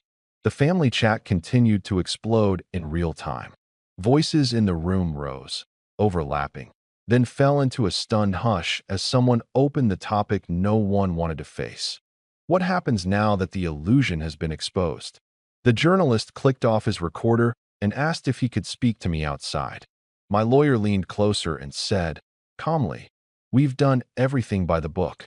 We can publish as soon as you say the word." I looked at my parents. I looked at Alina. I thought of every dinner where I'd been a footnote, every compliment redirected, every small humiliation stored like a debt. I felt no triumph, only a clear, inevitable satisfaction that the truth was finally out where everyone could judge it. My phone buzzed again, another message. I read the first line, and for a second my pulse jumped. Then I set the phone down, stood, and said, in a voice that was quieter than everyone expected, "I'm done hiding." Before anyone could respond, the restaurant doors opened and a woman I hadn't expected stepped in. Mrs. Hamley, Mr. Hamley's wife, who had been a fixture at family events for decades. She looked toward my parents with an expression that had nothing but pity. "Noah," she said softly, "we need to talk about the trust." That name, trust, echoed through the room. My mother's hand flew to her mouth. My father's face went white. Alina's eyes fixed on me, and in that instant I realized the moment I'd worked toward had finally arrived. The air thrummed with something vast and unrecoverable, the beginning of a reckoning.